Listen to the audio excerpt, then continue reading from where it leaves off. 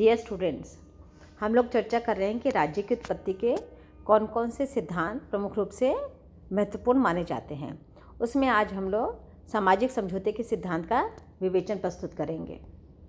मूलतः सामाजिक समझौते का सिद्धांत 18वीं सदी से लेकर 16वीं सदी की शुरुआत में आप मान सकते हैं, वहाँ से लेकर 18वीं सदी के फर्स्ट हाफ तक में विशेष रूप से चर्चित रहा और महत्वपूर्ण माना गया है। यूरोपीय राजनीतिक चिंतन में ये माना गया कि सामाजिक समझौते के द्वारा राजनीतिक जो संस्था थी उसकी उत्पत्ति हुई और इसी राजनीतिक संस्था ने आगे चलकर वृहत रूप में एक परिष्कृत संस्था राज्य का स्वरूप ग्रहण किया। हम सभी जानते हैं कि इससे पूर्व दैवीय उत्पत्ति का सिद्धांत और बल सिद्धांत महत्वपूर्ण सिद्धांत माने जाते थे। वस्तुतः सामाजिक समझौते का सिद्धांत व्यक्ति की महत्ता को सिद्ध करता हुआ वह सिद्धांत है जो एक प्रतिक्रिया के रूप में या रिएक्शन के रूप में डिवाइन थ्योरी के अगेंस्ट में आया। राज्य की उत्पत्ति का जो दैवीय सिद्धांत है, जो ये मानकर चलता है कि राज्य ईश्वरीय अनुकंपा और ईश्वरीय कृति के रूप में मानी जानी चाहिए, उसके विरोध में ये सामाजिक समझौते का सिद्धांत उत्पन्न हुआ। यद्यपि सामाजिक समझौते का जो मूल विचार है उसके कुछ अंश जो हम रिचर्ड हुकर में, ह्यूगो ग्रोशियस में, मिल्टन में, स्क्वेयर में, मेंट में और ब्लैकस्टोन इत्यादि विचार, स्पिनोज़ा में, इन सब विचारकों में हमें देखने को मिलते हैं जो मानकर चल रहे थे कि राज्य ना तो प्राकृतिक है और ना ईश्वरीय कृति है, बल्कि राज्य अनुबंध पर आधारित है। अर्थात राज्य के निर्माण में व्यक्ति की भूमिका महत्वपूर्ण है। तो इस आधार पर इन्होंने माना कि कुछ विशिष्ट अवस्थाएं हैं और इन विशिष्ट अवस्थाओं को पार करने के बाद में या उन चरणों के पश्चात में जो राज्य का वर्तमान स्वरूप है वो अस्तित्व में आता है। ये जो बेसिक इन्होंने अवस्थाएं मानी उसमें हम देखते हैं स्टेट ऑफ नेचर, दूसरा नीड फॉर स्टेट और सोसाइटी। मैं नीड को स्पेसिफिकली यहाँ पर डिस्क्राइब करना चाह रही हूँ, आवश्यकता है इसलिए राज्य की उत्पत्ति हुई।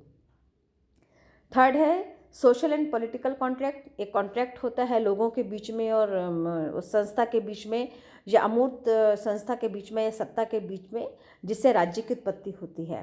Origin of state and government, यहाँ देखिए स्टेट एंड गवर्नमेंट लिखा है मैंने 4th पॉइंट में।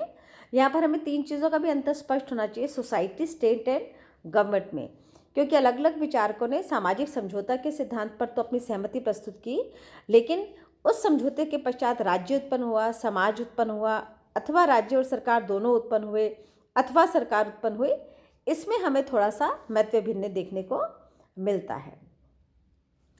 इन सिद्धांतों के आधार पर जो विभिन्न चरण बताए गए, मैं प्रत्येक विचारक के आधार पर जो प्रमुख चर्चित विचारक हैं उनके आधार पर आपको स्पष्ट करूंगी सामाजिक समझौता सिद्धांत। लेकिन इसको क्रिटिसाइज भी किया गया कि इसका कोई वैधानिक आधार नहीं है, कोई तार्किक आधार नहीं है और एक तरीके की एक कृत्रिम विवेचना के आधार पर यह सिद्धांत परिष्कृत किया गया है, विकसित किया गया है। और इसका कोई भी ऐतिहासिक प्रमाण नहीं मिलता कि लोगों ने आपस में मिलकर समझौता किया हो और उस समझौते के पश्चात में राज्य की उत्पत्ति हुई हो। लेकिन 18th सेंचुरी के सेकेंड हाफ से लेकर 19th सेंचुरी तक इस सिद्धांत का बहुत अधिक प्रभाव हमें राजनीतिक चिंतन में, राजनीतिक विचारों में, राजनीतिक संस्थाओं में और विशेषकर व्यक्ति की स्वतंत्रता और व्यक्ति की भूमिका के संदर्भ में जितने भी विवेचन और विचार प्रस्तुत किए गए हैं उसमें देखने को मिलता है। इस विचार के जो प्रमुख क्रिटिक्स हैं, आलोचक हैं, उनमें ह्यूम, मेन, बर्ग और बस्टिन का नाम महत्वपूर्ण रूप से लिया जाता है। यहाँ हमें स्पष्ट होना चाहिए, ये तो एक सामान्य अवधारणा है जो सामाजिक समझौते के विचार को स्पष्ट करती है।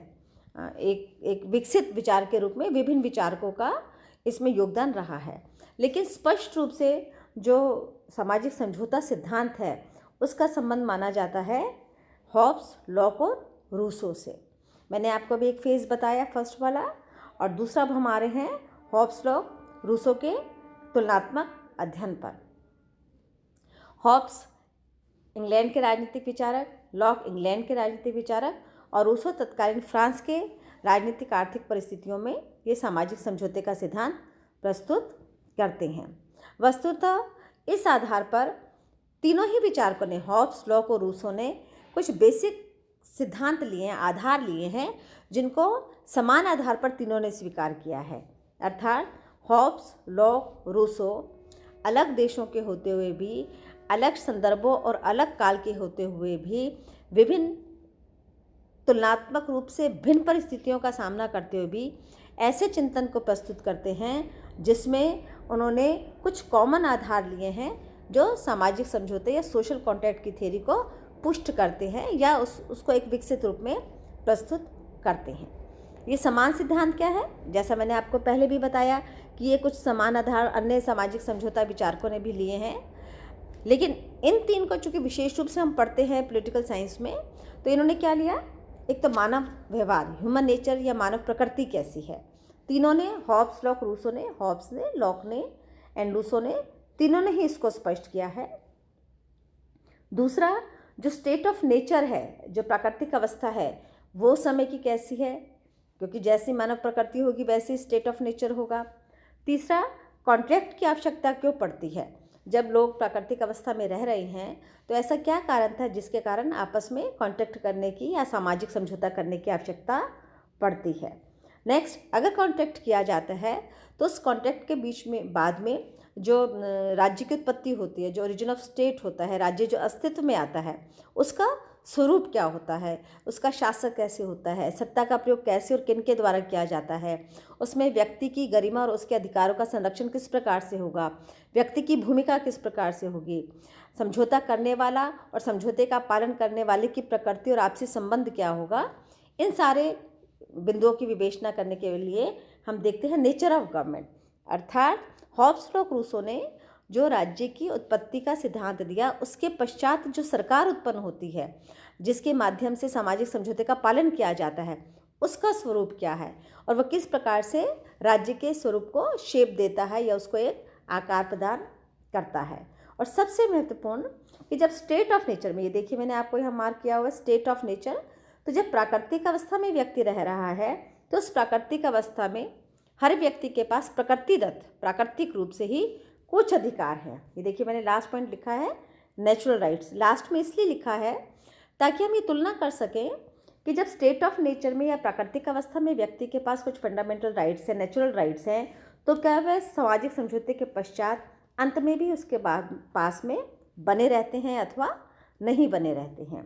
तो अब हम वन बाय वन इसको डिस्कस करते हैं कि किस प्रकार हॉब्स, लॉक और रूसो ने, तीनों विचारकों ने इन आधारों पर व्यक्ति को और राज्य के स्वरूप को किस प्रकार परिभाषित किया है।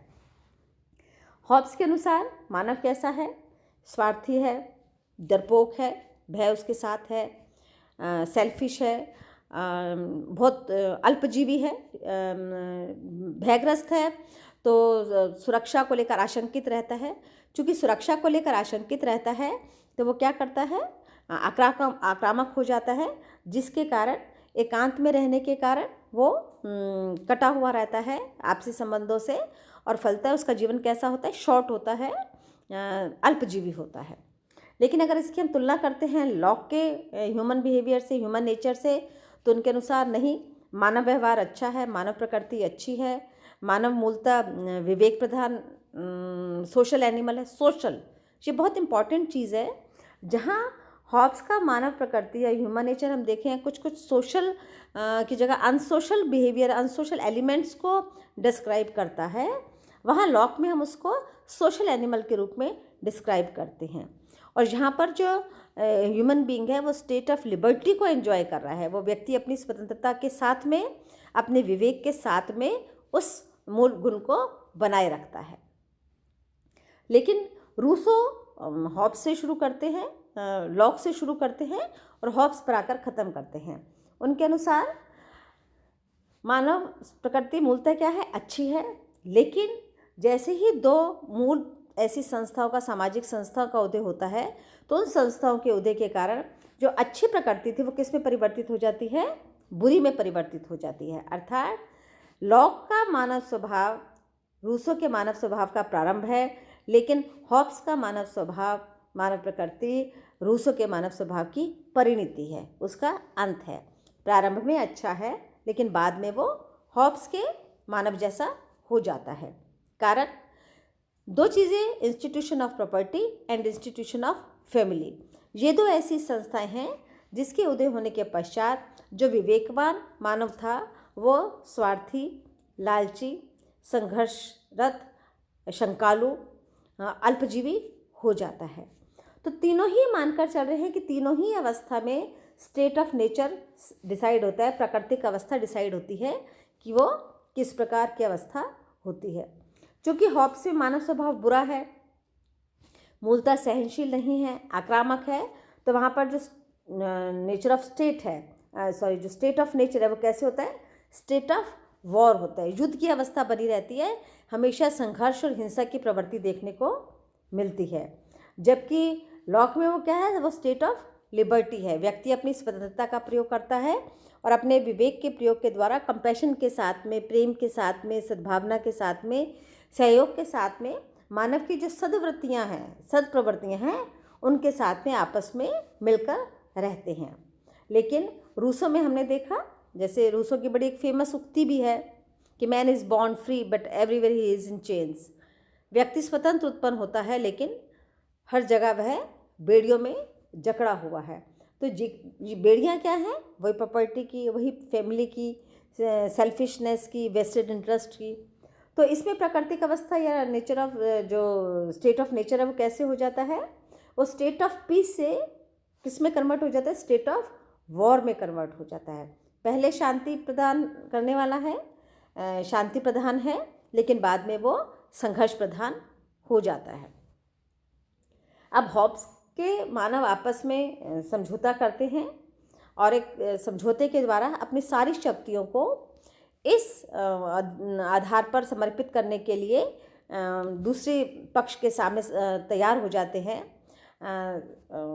कि उनके सारे अधिकारों की रक्षा उसके द्वारा की जाएगी जिसके सामने वो अपने सारे अधिकारों का समर्पण कर रहे हैं। So people entered into the output of the protest और they entered in the society of contract. किसके लिए? दे कॉन्ट्रैक्ट में किससे वो इंटरेस्ट कर रहे हैं? To protect their rights, to protect their own interest, मतलब अपने अधिकारों और अपने हितों की संरक्षा के लिए वे अपने समस्त अधिकारों का समर्पण किसके सामने करते हैं? दूसरे पक्ष के सामने करते हैं और उस समझौते में एंटर होते हैं। कॉन्ट्रैक्ट में देखिए, हॉब्स के नीचे मैंने 3rd नंबर पे पॉइंट लिखा है कि किस प्रकार कॉन्ट्रैक्ट किया जाता है। अब हम तुलना करते हैं लॉक से। लॉक में एक समझौते की जगह डुअल समझौते का, 2 समझौते का भाव देखने को मिलता है, जिसमें एक समझौते के द्वारा तो एक सोसाइटी इमर्ज होती है और दूसरे के द्वारा सरकार। देखिए, स्टेट और गवर्नमेंट 2 अलग सत्ताओं के रूप में उन्होंने 2 समझौते को स्पष्ट किया है। स्पष्ट रूप से इंगित नहीं किया, लेकिन उसके द्वारा हम 2 समझौते का अनुमान लगाते हैं जिस प्रकार की परिभाषा उन्होंने प्रस्तुत की है। तीसरी रूसो है।